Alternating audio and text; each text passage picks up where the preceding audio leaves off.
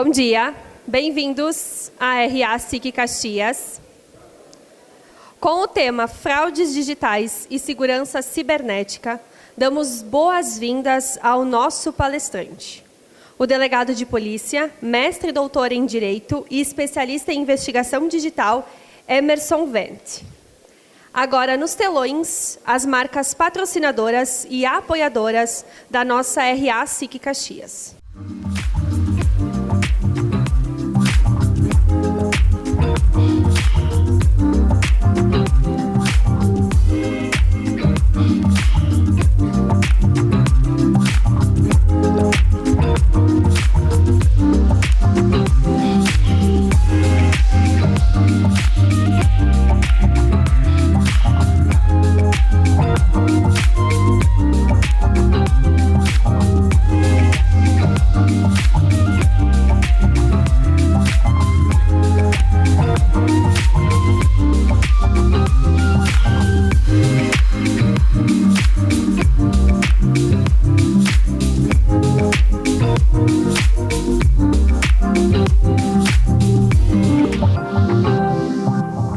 Para a saudação, convidamos ao palco o presidente da SIC, Celestino Louro.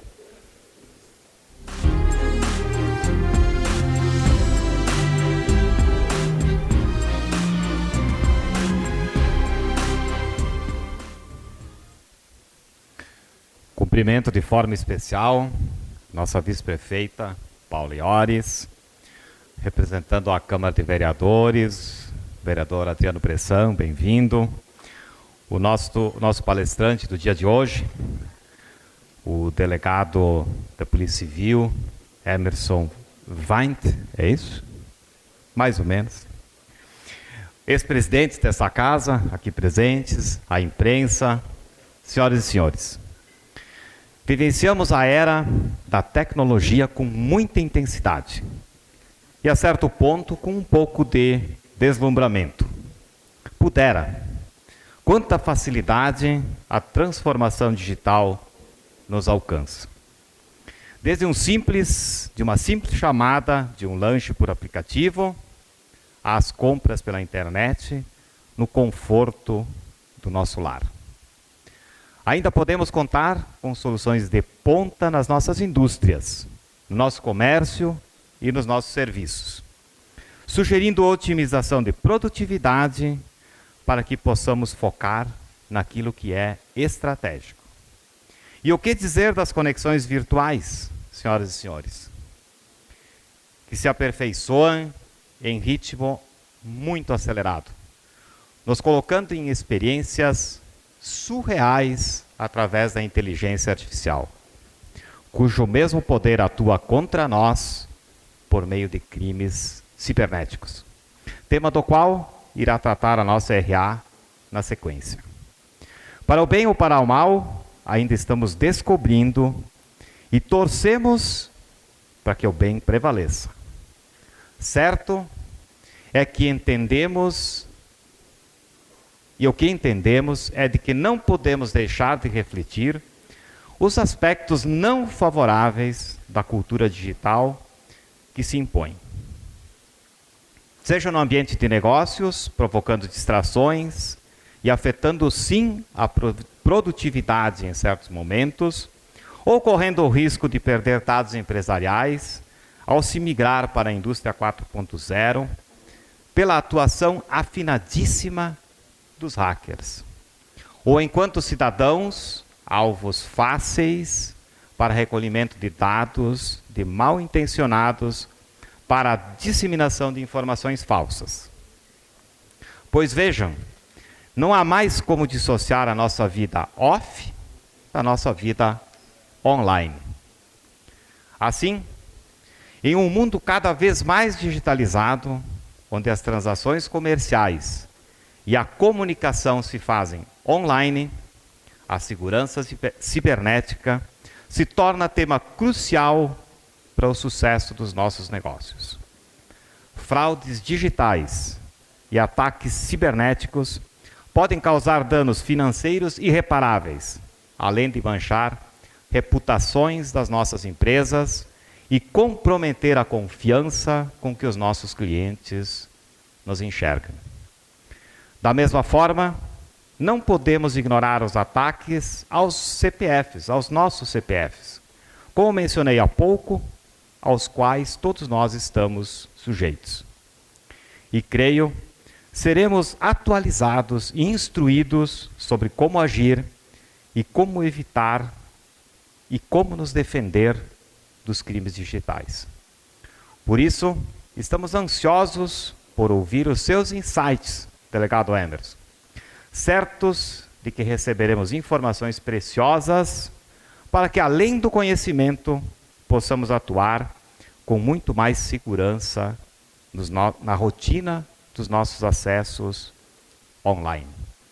Muito obrigado e uma boa RA a todos. Na vitrine associada de hoje, temos a participação de duas empresas. A primeira é a TOTUS.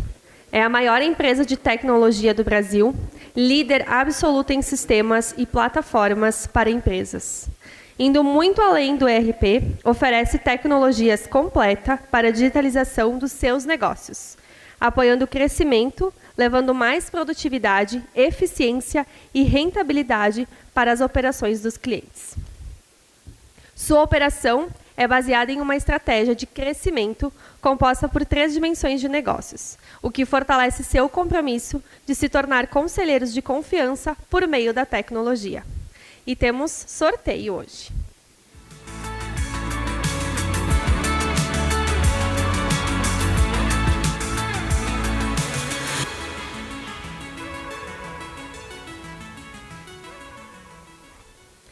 O ganhador é o nosso diretor de negócios internacionais, o Rogério de Antoni, da IVA. Parabéns!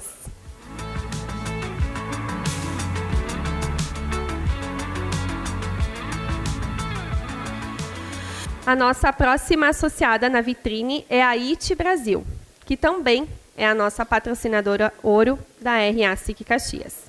Com mais de 20 anos de experiência dedicados à prestação de serviços gerenciados, segurança cibernética e segurança de dados, a IT Brasil se destaca como líder em minimização de incidentes e velocidade de resolução de problemas, evitando paradas imprevistas e desnecessárias na sua empresa.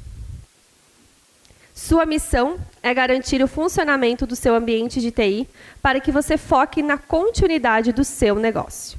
Investir de forma preventiva permite não apenas detectar e mitigar os riscos, mas também antecipar as vulnerabilidades, os cenários de ameaças, além de responder de forma ágil aos incidentes e manter-se em conformidade com as leis. E vamos ao sorteio, temos 5 brindes para sortear.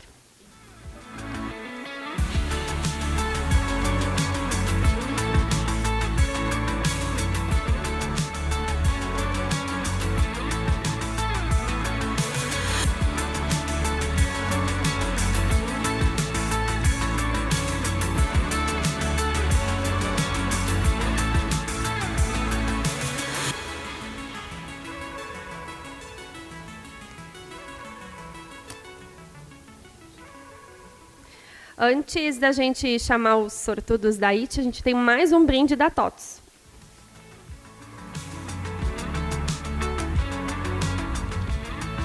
Quem ganhou o brinde da TOTUS é o seu Antônio Pacheco de Oliveira, da Rádio Difusora Caxiense. Parabéns. Os ganhadores da IT Brasil são... Eu acho que é Giovanni Antoniazzi, da Suzin Franciscucci. Parabéns. O Rafael de Tomásio, isso. O Guila Sebem. Leidiane Borges, isso, da Audi. E o Oli Paz. Parabéns aos ganhadores de hoje. Senhoras e senhores, agora teremos um momento especial em nossa RA, com a assinatura do patrocínio Ouro da IT Brasil, para as edições da RA de 2024. Para a assinatura do contrato, convido ao palco o presidente da SIC, Celestino Louro, e o diretor da IT Brasil, Ismael D'Ambros.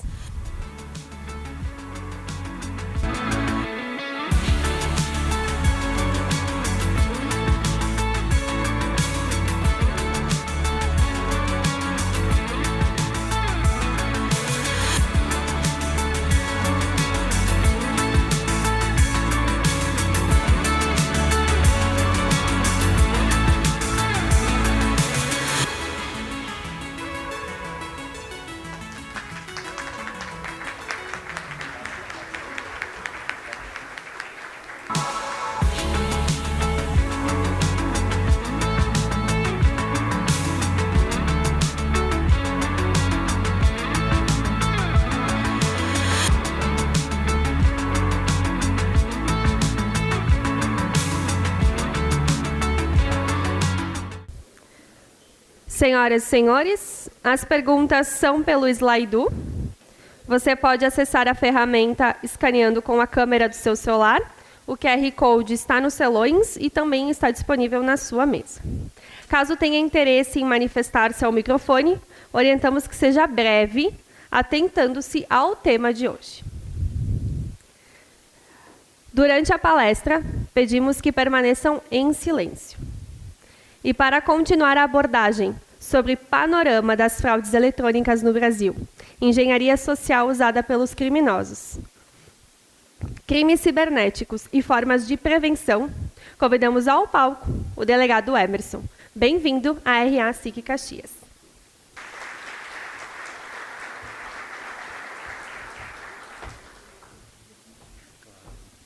Não sei se digo bom dia ou boa tarde, já que alguns vão começar a almoçar agora, mas, como diz meu filho, em vários lugares do mundo a gente só diz bom dia.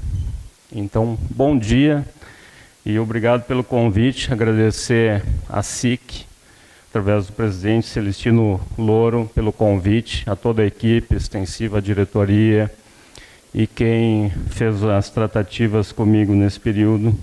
Saudar a querida amiga Paula Iores, bom revê-la aqui neste momento.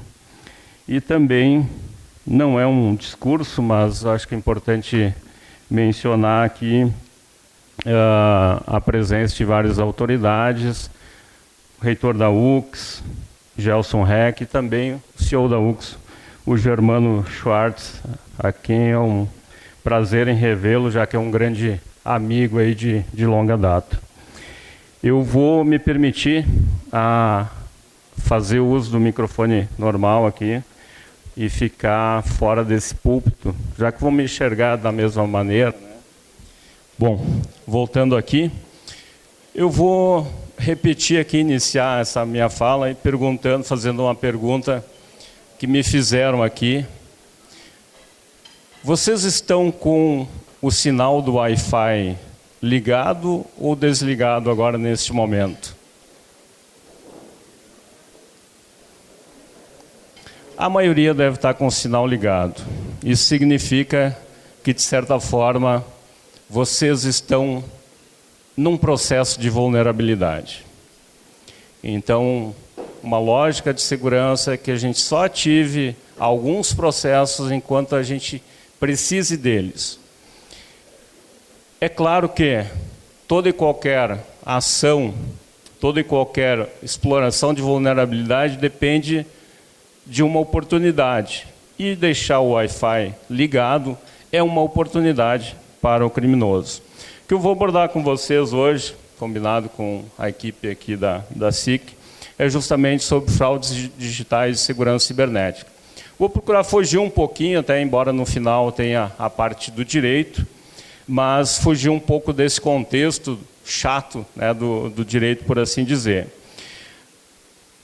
Já fui apresentado, sou delegado de polícia há bastante tempo, tenho pelo menos 30 anos de atividade policial, fui policial rodoviário federal, fui delegado de polícia aqui no estado, fui chefe de polícia na época do governo Sartori, atualmente sou membro do Conselho Superior da Polícia Civil Gaúcha, onde a gente faz julgamento de policiais, desde o ingresso até a saída, eventual expulsão propriamente dito. Sou mestre e doutor em Direito pela Universidade de La Salle de Canoas e também coordenador de cursos pela WB Educação e também dou aula em outras pós-graduações.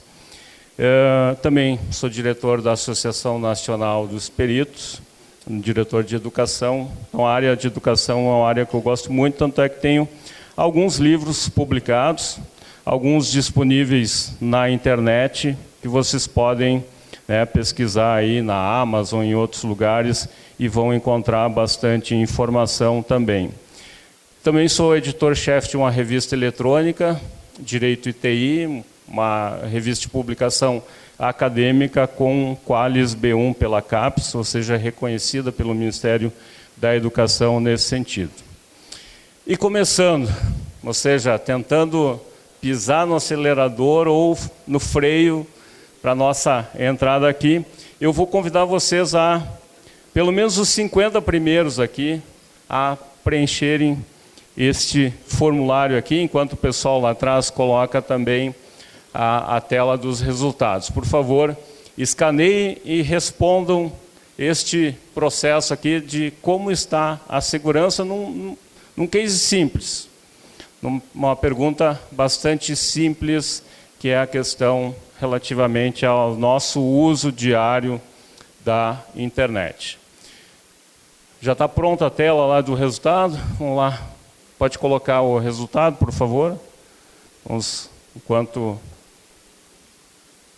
pessoal estão preenchendo. Será que eu coloquei o link certo? Tecnologia dá isso. Aí, ó. Bom, a gente tem um bom processo aqui, né? De pelo menos um pessoal está utilizando gerenciador de senha. Onde estão as vulnerabilidades, geralmente pessoais e do ambiente do trabalho? A gente reflete muita coisa pessoal no ambiente do trabalho, quando a gente utiliza a mesma senha para mais de um serviço da internet, ou usa, embora e-mails diferentes, usa a mesma senha para questões pessoais, para questões de trabalho, ou mistura o ambiente, por exemplo, utiliza a mesma conexão, propriamente dito, em relação às informações do momento no navegador. O navegador ele coleta muita informação a nosso respeito. Se tem algum comentário sequencial ali, pode colocar na página posterior, por favor. Aqui aumentou, peraí, deixa aí, ó. Então, nós temos um público, né, de certa forma aqui, que precisa uma atenção um pouco maior em relação à questão do uso de senhas, precisa cuidar da qualidade das senhas, porque nós estamos, de certa forma, vulneráveis simplesmente com a utilização de determinados comportamentos digitais. O nosso comportamento digital, assim como manter o Wi-Fi ligado, utilizando senha, é a oportunidade que o criminoso virtual precisa. Então, qual é o melhor cofre de senha, por assim dizer? É aquele que eu me adapto melhor, é aquele que eu pago. Então, muitos de vocês devem utilizar sistemas de antivírus pago, ele tem geralmente um cofre de senhas. O que é importante? Vou mudar o antivírus, faço um backup de todas aquelas informações e transfiro para aquele outro processo e assim por diante. Se eu esquecer, geralmente tem um processo de recuperação de senha. Qual a senha ideal em nível de dificuldade? Tem alguns sites que fazem uma testabilidade das nossas senhas quando a gente coloca. Mas o ideal é ter letras, números, letras maiúsculas e minúsculas, caracteres especiais, e isso ter pelo menos 14 caracteres, acima de 14 caracteres. Mas Emerson, é difícil a gente guardar uma senha dessa. Então, Paula, uma frase que eu uso no dia a dia, transformar aquela frase, pegar as letras, transformar em números, que eu uso para mim no dia a dia. Não é que eu vou falar ela publicamente, mas é algo que eu vou me lembrar, vou transferir. Ou se eu gosto de um time, gosto de um time de futebol, alguma coisa assim, eu faço a modificação dos dados desse time de futebol, com números, letras, caracteres especiais, e coloco isso basicamente num gerenciador de senhas, porque as outras senhas eu não preciso guardar tendo um gerenciador de senhas. Eu não vou conseguir responder todas as perguntas, senão eu vou aqui, não vou trabalhar a palestra em si propriamente dito.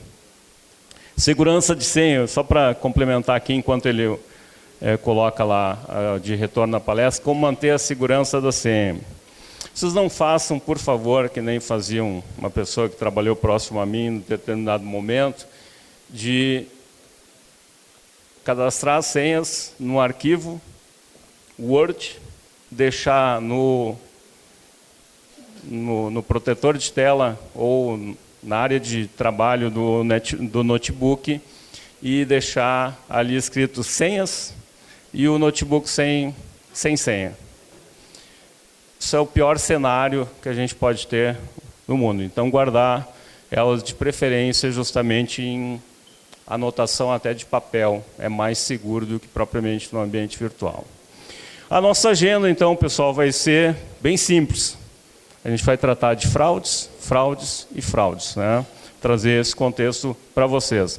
Até porque hoje a gente tem um problema muito sério, de certa forma, porque toda a nossa informação, toda a nossa lógica informacional está na palma da nossa mão.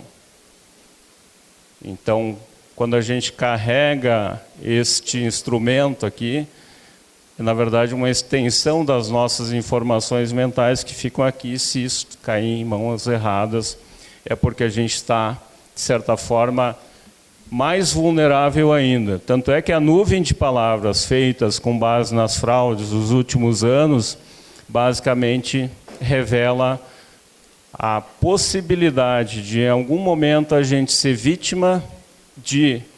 O pessoal, os técnicos falam em roubo de informações, por isso está aqui a palavra roubo, que na verdade, tecnicamente, pelo direito é subtração, mas nós estamos aí frente a uma vulnerabilidade basicamente relacionada àquilo que está na palma da nossa mão, está próximo de usabilidade, justamente envolvendo hoje uma questão importante aqui que praticamente todos vocês utilizam, que é o Pix.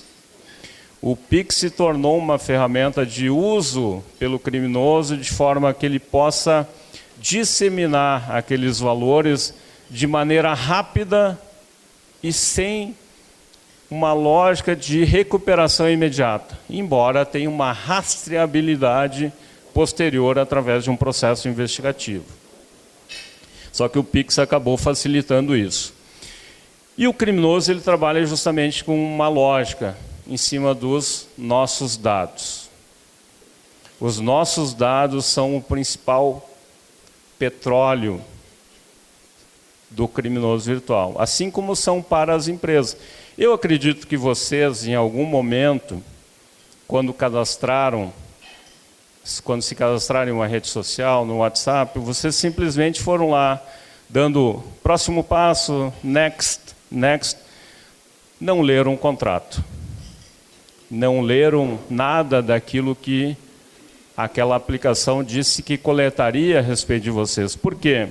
Porque ele vai utilizar essa informação, os dados de vocês para ofertagem, em regra, um produto. Não é à toa que muitas vezes quando a gente fala sobre um produto próximo ao celular, logo em seguida quando a gente acessa a rede social, o que vem na primeira propaganda que aparece? É sobre aquele produto que a gente falou. Por quê?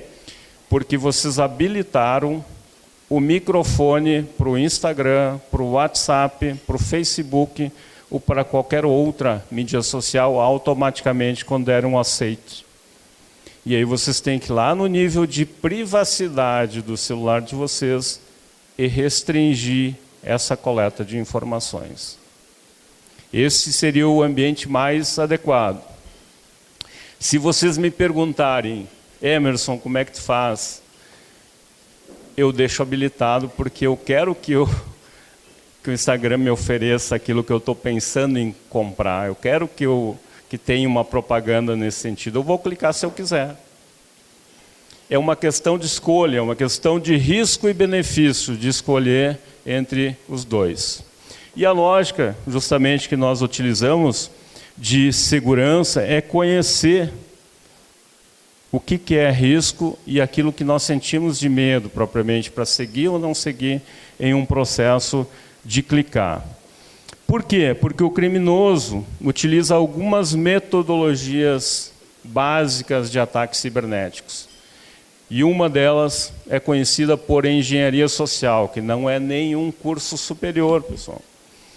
São técnicas que o criminoso utiliza como gatilhos para fazer com que nós, usuários, executemos ou prestamos determinada informação a ele em determinado momento.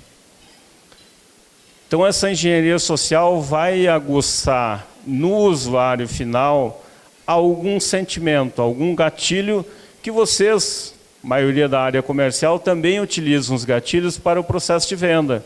O criminoso vai transformar isso para obter informação e utilizar essa informação em regra para obter um benefício financeiro.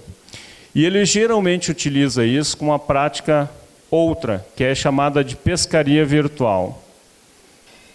Que existem várias formas de pescaria virtual. A mais tradicional seria um direcionamento para um link onde eu preencheria meus dados sem qualquer instalação de aplicação maliciosa no meu computador. Mas a maioria das pescarias virtuais de hoje vêm acompanhadas de códigos maliciosos. Quando esse código malicioso fica acompanhando, inclusive, o nosso comportamento online. Então, o criminoso aposta, em regra, na falha humana. 90% da tática criminosa é apostar justamente no erro humano. Os outros 10% poderia se dizer assim, uma falha técnica, um sistema mal configurado, um sistema não atualizado, a não existência de um framework de segurança cibernético, um Wi-Fi habilitado num local inadequado, ou seja, são falhas mais técnicas, por assim dizer. Porque o criminoso tem várias formas diferentes de motivação para buscar informações e utilizar essas informações para algum tipo de benefício, seja um benefício pessoal, seja um benefício simplesmente para mostrar para um grupo que está habilitado à prática, por exemplo, na questão do hacktivismo, em disponibilizando, por exemplo, sites de prefeitura, sites de empresas, etc. e tal, ou no objetivo principal dele, que é a questão monetária. Obter dados e transformar esses dados em dinheiro. Obter dados de um Emerson da vida e transformar esses dados propriamente em um cartão de crédito e utilizar esse cartão de crédito para compra. E se a gente for pensar, não existe um perfil de vítima, por assim dizer. Existe a vítima descuidada num determinado momento, numa determinada hora. Se eu disser para vocês que médicos, professores, procuradores, delegados, promotores foram vítimas desse tipo de ataque, não estou mentindo. Por quê? Porque em determinado momento eles foram pegos de surpresa com um gatilho mental de uma ação criminosa que fez com que eles clicassem onde não deviam, prestassem informação, executassem algo. Isso fizesse com que o criminoso coletasse dados e utilizasse isso em seu benefício.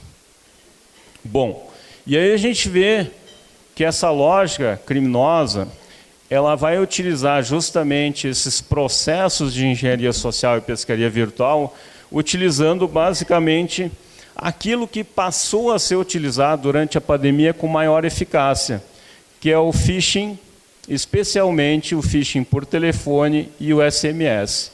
E eu vou trazer alguns exemplos, a pescaria virtual por telefone e SMS. Vocês provavelmente já receberam alguma ligação em que aparece na tela do celular de vocês um telefone como sendo de um banco, que é de vocês, mas que aparece lá Banco X, e o telefone do Banco X. Quando, na verdade, isso vem de uma central do criminoso. O que ele faz? Ele utiliza um sistema VoIP construído por ele, simula o sistema para aparecer no seu celular o nome e o telefone do banco. Tecnicamente, isso é chamado de spoofing de telefone. Por que ele focou a partir de 2020, 2021 no telefone e no SMS?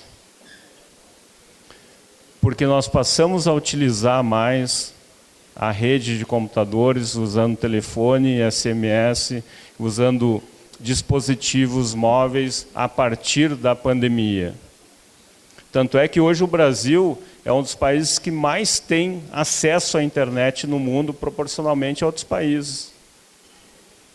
Especialmente se a gente for considerar que nós temos mais números de telefone liberados pelas operadoras no Brasil do que nós temos de habitantes. Pelo menos 1,5 chip nós temos por habitante no Brasil. Ou seja, nós temos mais telefones do que propriamente pessoas no Brasil. E a gente vê alguns sentimentos, alguns gatilhos mentais sendo explorados pelo criminoso. Desde a curiosidade, a preguiça em pesquisar. Então, vocês não se enganem. O criminoso está impulsionando posts no Instagram e no Google. Então, se alguém disser assim, não, mas eu cliquei num link impulsionado no Google, não pode ser fraude.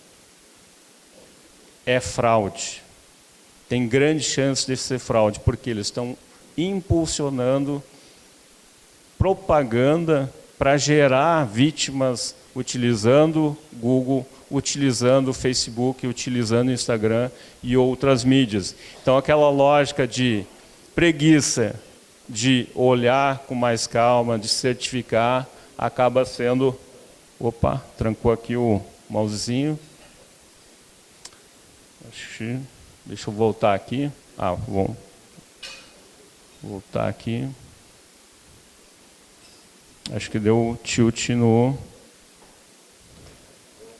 Agora sim, voltou. Vamos lá. Vaidade, solidariedade. Alguns perfis, supostamente pessoas doentes. Santa Cruz do Sul agora teve o caso de um perfil de uma suposta menina doente de câncer. Na verdade, ninguém conhecia a pessoa na cidade. Era um perfil utilizado para capturar temporariamente informações e pics das pessoas na cidade. Depois mudava para outra cidade, ia numa progressão. Ingenuidade, confiança e os principais, ganância. Quem quer ganhar dinheiro rápido, quando recebe uma oferta na internet, então a ganância, que o direito penal lá chama de torpeza bilateral, a vítima também quer vantagem. Ou medo. Vou trazer um exemplo do período agora. Declaração do imposto de renda. É bem provável que vocês recebam um e-mail ou mensagem de texto dizendo que você teve algum problema na declaração do imposto de renda, ou da empresa ou pessoal. Que essa declaração do imposto de renda precisa ser reconferida para justamente poder atualizar, regularizar. Isso é bastante comum em determinados períodos, ou seja, utiliza o medo. Ou um e-mail, uma técnica de e-mail chamada spray and pray. Espalhe e reze. O que eles fazem no e-mail? Eles mandam um e-mail para todo mundo, assim, indiscriminadamente, phishing scan é isso, indiscriminadamente, e dizem, olha, nós encontramos uma vulnerabilidade no seu e-mail, e através do seu acesso de senha, nós verificamos imagens íntimas que nós vamos divulgar se você não fizer um contato conosco e um pagamento de um determinado valor. Quem é que já teve o e-mail vazado aqui de vocês, em algum momento? Ninguém vai levantar a mão, né? Mas é bem provável que algum dado de vocês, ou de telefone ou de e-mail, já tenha vazado. Esse criminoso encontra essas bases vazadas e começa a mandar e-mail. Quem retornar para ele é uma vítima em potencial, porque ele vai incutir o quê? Vai incutir o medo. Vai dizer assim, eu realmente tenho essas fotos, acessei o seu e-mail, sua senha era tal. Por quê? Porque nesses dados vazados pode ter tido tua senha. Tem sites na internet, até esse era um objetivo, mostrar para vocês aqui, pegar um e-mail e mostrar de vazamento. Tem sites na internet que mostram esses vazamentos para vocês. Então ele vai utilizar vários contextos diferentes de engenharia social inclusive sobre a questão de falsa entrevista de emprego. Na época da pandemia, teve a questão do auxílio emergencial, de cobranças indevidas, ou seja, a criatividade do criminoso é uma criatividade sem limites. No final, aqui, eu vou deixar um link de um e-book gratuito, publicado ontem por 2 colegas, um delegado e uma policial, um delegado do Piauí e uma policial de São Paulo, que escreveram sobre 70 golpes diferentes na internet. É um e-book gratuito que vocês podem baixar aqui. A grande pergunta, ou as grandes perguntas que a gente faz nesse contexto, é quem vai nos atacar. A outra pergunta é quando, ou a segunda seria como, e a terceira é quando. A certeza que a gente tem é que vai ter um ataque. Quem não foi vítima de algum vazamento, de alguma informação, vai ser vítima em algum momento, especialmente se não tomar precauções. Então a pergunta primeiro é quem? Então nós temos vários tipos de ataque, dos mais simples aos mais sofisticados, envolvendo técnicas simples de pescaria virtual na internet, até nós chegarmos à fatídica e mais atual, não só a questão do ataque de força bruta, mas também de ataques de ransomware.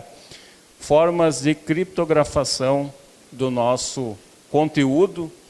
Muitas empresas, setores administrativos, setores públicos estão sendo vítimas do ataque de ransomware de vários tipos de grupo diferente. Melhor proteção para ransomware é hoje a prevenção. Me perguntaram na reunião anterior, não sei se posso reproduzir, mas logicamente eu jamais sugiro que a gente negocie com o criminoso a questão da troca, né, de um pagamento em criptoativo para poder receber a chave criptográfica. O ideal é tentar várias formas anteriores de acesso a isso. Então esse como ataca vai depender justamente de quão vulneráveis nós estamos no dia a dia. E o que é mais interessante para o criminoso? Nós deixamos as informações disponíveis na internet. Nós voluntariamente publicamos onde nós estamos, com quem nós estamos, o que estamos fazendo. E aqui eu não trouxe nenhum caso criminal para não gerar problema. Eu trouxe um caso de uma menina, uma mulher, lá em 2022, que publicou um tweet que viralizou no antigo tweet, agora é X, dizendo assim, eu encontrei num date, encontrei uma pessoa e ela me deu o telefone, através do telefone eu simulei um Pix, veio o nome completo, pesquisei esse dado completo e veio informação de quem a pessoa era no contexto da internet. Ou seja, não veio nenhum processo nem no Jus Brasil, nem nada, vou aceitar sair com a pessoa.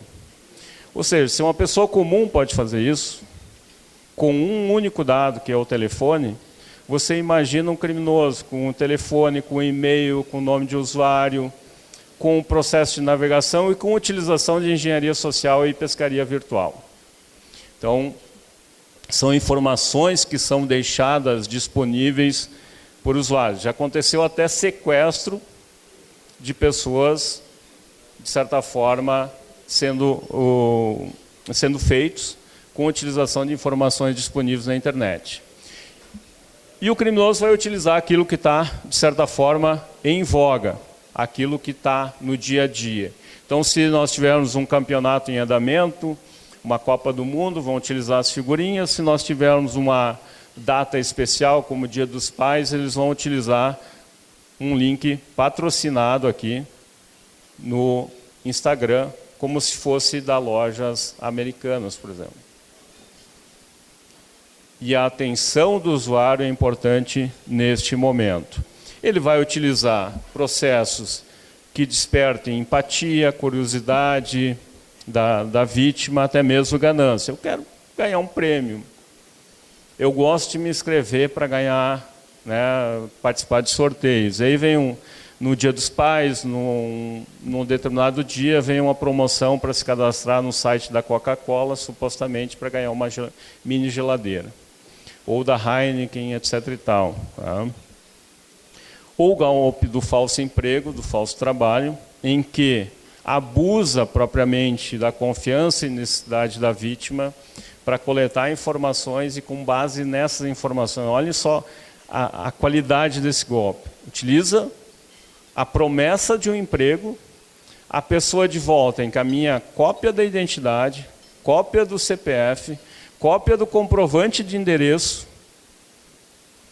Inclusive, muitas vezes o criminoso pede, para conseguir essa vaga, faz o depósito de um determinado valor.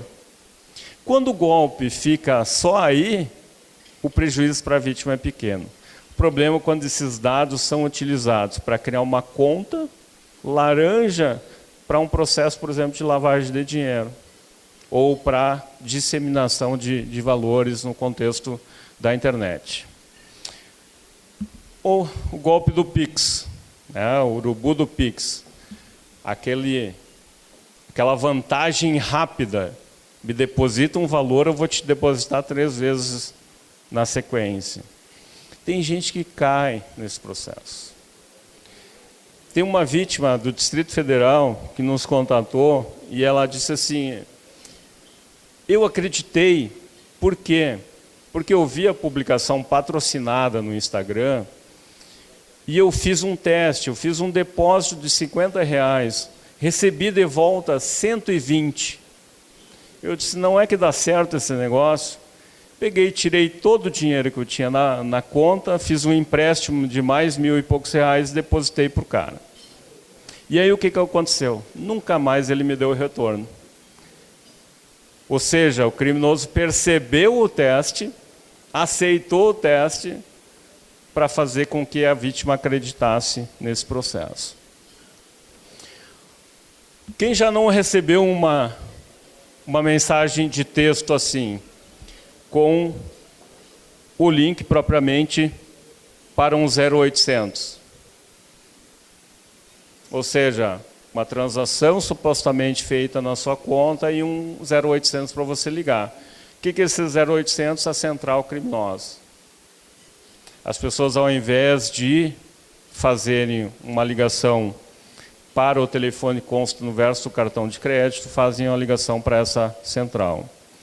Ou até mesmo instalam suposta atualização de segurança informada pelo banco, propriamente dito.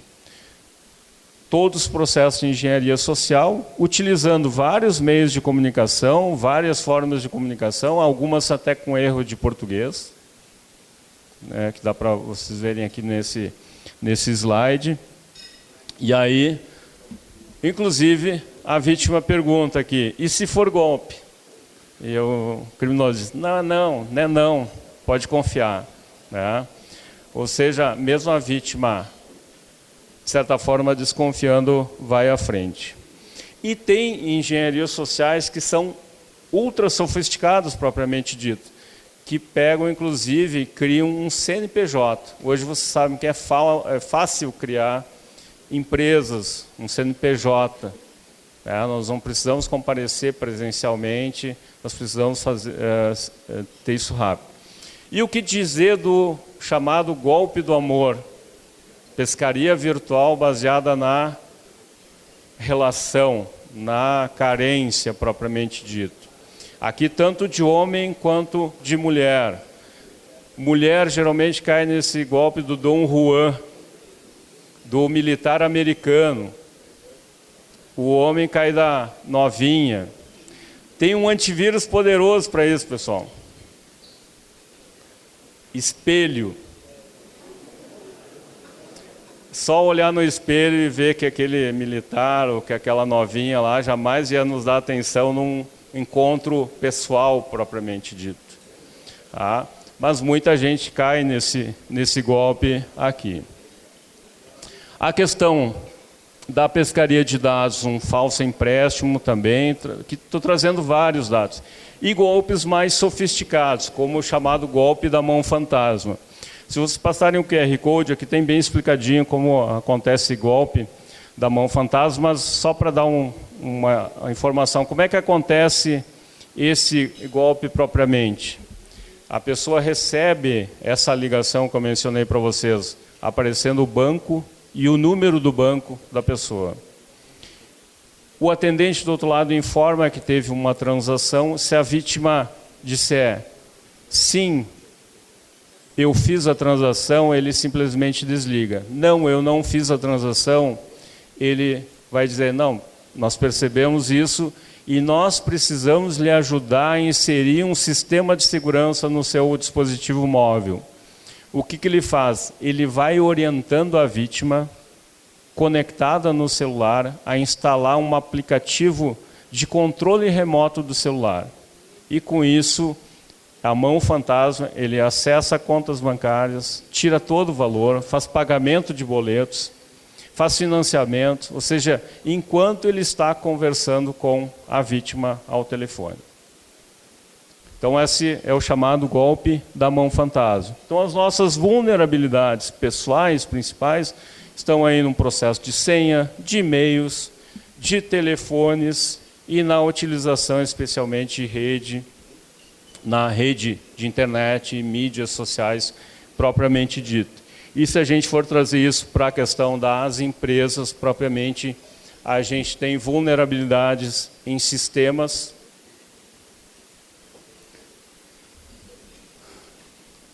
A maior parte aqui, acredito que são empresas. Quais de vocês faz uma análise constante da atualização dos seus sistemas? Tem propriamente, não preciso me responder, mas faça uma abordagem interna.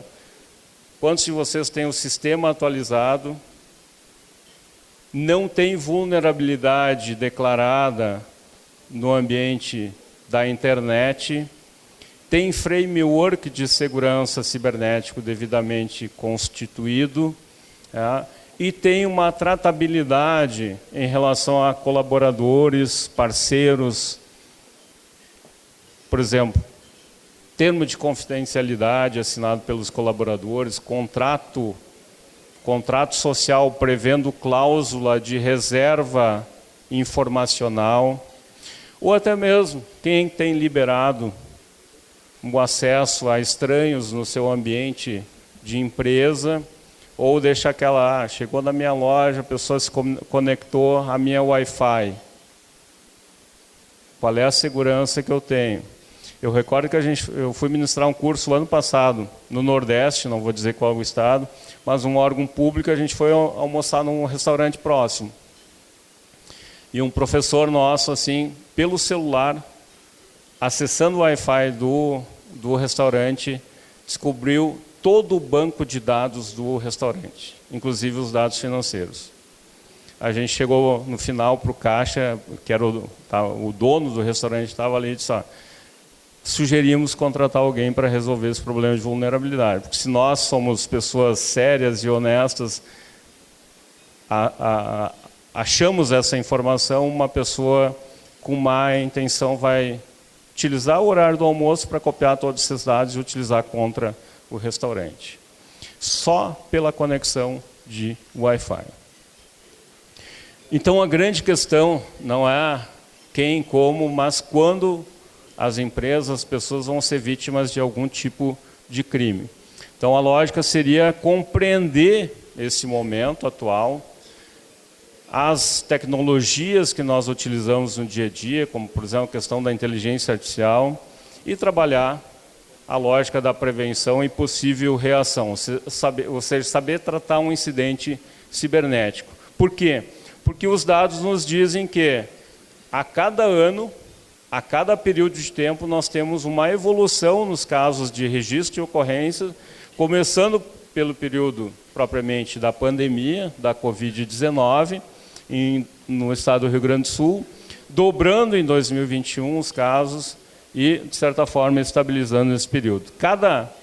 Como é que a gente acompanha isso, né, trabalhando preventivamente? É conhecendo esses comportamentos através dos vários estudos que nós temos no ambiente digital. Por exemplo, esse censo da fraude da conduta traz dados de 2021, 2022. Os dados do Fórum Brasileiro de Segurança Pública estabelecendo a quantidade de casos em cada estado, por exemplo. Ou seja, no Brasil, nos dados divulgados em 2022 pelo Fórum Brasileiro de Segurança Pública, dizem que os casos triplicaram, em alguns estados quintuplicaram em termos de fraude eletrônica, de golpes. Então o criminoso acabou migrando. E a gente fala quando a gente fala do criminoso, vocês não tenham em mente a ideia de que é um criminoso com grande conhecimento tecnológico. Pelo contrário, é um criminoso que tem conhecimento de engenharia social, de pescaria virtual, de formas de convencimento de vítimas. Em regra, hoje as fraudes eletrônicas elas são praticadas por quem está dentro do sistema prisional com um celular lá que não devia nem estar lá. Especialmente esse golpe da novinha, esse golpe dos nudes que vocês ouvem falar por aí. Então aqui o censo da fraude da Conduto, trazendo informação de quais os horários. Então a gente vê, bom, o criminoso, o que ele vai fazer? Ele vai se adaptar ao comportamento da vítima. A vítima utiliza mais o celular para fazer compras à tarde e à noite, é o momento em que ele vai focar e vai atuar em relação às vítimas. Qual é o navegador que a vítima mais utiliza? Qual é o sistema operacional que a vítima mais utiliza? Ele vai justamente focar nas vulnerabilidades e possibilidades em relação àquilo que a vítima está utilizando. Então a gente vê isso no dia a dia e a gente vê um crescimento desde 2016 para cá na questão da fraude, do que eles chamam de fraude na palma da mão. É o nosso celular, é o que o presidente está segurando agora na mão ali, o dispositivo móvel. Por quê? Porque nós temos toda a nossa vida ali, nós temos redes sociais, nós temos dados familiares, nós temos dados pessoais, nós temos contas bancárias, nós temos dados da empresa e assim por diante. Tá?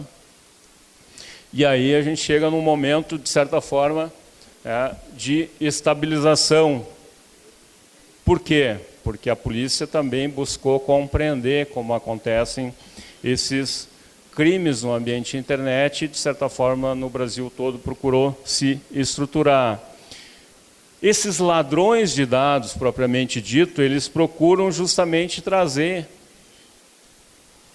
à sua organização informações propriamente de como buscar dados sobre vítimas, sobre empresas, sobre qual o alvo mais vulnerável dentro de uma empresa e de qual a vulnerabilidade que mais vão explorar, especialmente quando essa pescaria virtual ela é direcionada.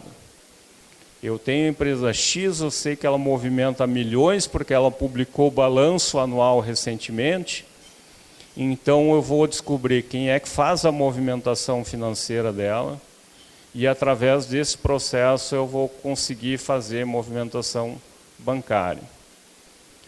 Como é que eles fazem isso? Muitas vezes, inclusive, tentando aplicar uma engenharia social ao gerente da conta onde essa empresa tem a principal conta financeira, se passando por um diretor da empresa para buscar informações. Então, a engenharia social é praticada de várias formas diferentes, ou até mesmo coletando essas informações e colocando, por exemplo, num banco de dados só deles. E como é que a gente consegue, Emerson, informações, então, desse banco de dados só dos criminosos? Porque muitas vezes eles estão tão, de certa forma, crentes de que nós não vamos encontrar informações que muitas vezes a gente consegue baixar o banco de dados completo deles numa investigação policial. Se a gente buscar dados recentes, a gente vai ver aqui uma publicação ali, dizendo que estelionato é o crime mais registrado no estado do Rio Grande do Sul.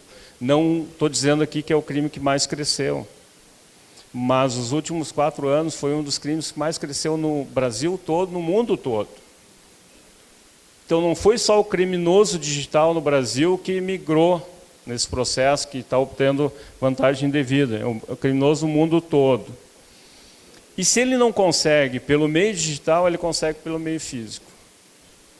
O que vocês fariam se, por exemplo, alguém aqui deixasse cair o pendrive aqui no local, e aí só de quem é esse pendrive? Não tem nome, não tem nada, não tem senha, não tem qualquer tipo de informação. O que vocês fariam com esse pendrive? Automaticamente. Digam, por favor, vocês espetariam num computador, correto? Pessoal, nunca façam isso com um dispositivo que vocês não conheçam. Utilizem uma máquina virtual, uma máquina não conectada em rede, porque se ela instalar alguma coisa no computador de vocês, vai pegar todas as informações de rede, vai tornar vulnerável toda a empresa de vocês. Isso é um básico de segurança da informação, é o básico de como a gente lida a questão da segurança cibernética. E se vocês me perguntarem aqui para finalizar, se a gente já tem legislação nesse sentido, eu diria que sim. A grande questão, a regra hoje é de que um estelionatário no campo virtual, dificilmente ele é do mesmo estado que a vítima. Então, uma dificuldade grande para o processo investigativo nesse sentido e propriamente, né, de enquadramento de vários casos. Então, em regra, às vezes de um mesmo grupo tem inquérito instaurado em Goiás, tem inquérito instaurado em Rio Grande do Sul e muitas vezes acabam não conversando. Isso faz parte de um problema de estrutura nacional. Então, nós temos o tipo penal de estelionato eletrônico, quando o criminoso coleta dados antes da vítima para poder utilizar no golpe virtual, e nós temos o furto mediante fraude, quando temos a subtração de dados utilizando algum tipo de mecanismo de acesso, não necessariamente com coleta anterior, mas de acesso ao conteúdo de informações. Então, utiliza inclusive o chamado meio fraudulento análogo aqui do Código Penal, propriamente dito. E nós temos recentemente um tipo penal novo, um crime novo, chamado de criptoestelionato. Muito em virtude dos vários golpes que tiveram em caráter nacional, utilizando supostamente o lastreamento em criptoativos. Tivemos aqui na região metropolitana um caso famoso, nesse sentido. Na época, não pode ser enquadrado nesse tipo penal, porque ainda não existia. Mas a pena é a mesma, de reclusão de 4 a 8 anos, quando o criminoso utiliza supostamente um lastro em criptoativos ou ativos virtuais para fazer com que pessoas invistam naquilo e, com isso, obtêm vantagem indevida. A gente tem no Brasil ainda alguns tipos penais que poderiam ser, né, de certa forma, catalogados pelo legislador, mas isso vai depender. Um deles é a questão da comercialização de dados. Por exemplo, se eu pegar um pendrive de vocês hoje aqui, encontrar esse pendrive e ver que tem informações da empresa e colocar à venda na Deep Web, não tem crime prevendo esse tipo de conduta propriamente dito. O processo investigativo, nesse caso, a lógica é que a gente entenda que essa é sim uma cena de crime, porém uma cena de crime tecnológico, que, ao contrário de uma cena de crime, que a gente vê o corpo estirado no chão, algo arrombado, por exemplo, um furto arrombamento, no âmbito da internet, no âmbito dos dispositivos informáticos, a gente multiplica por bilhões de possibilidades de conseguir informação.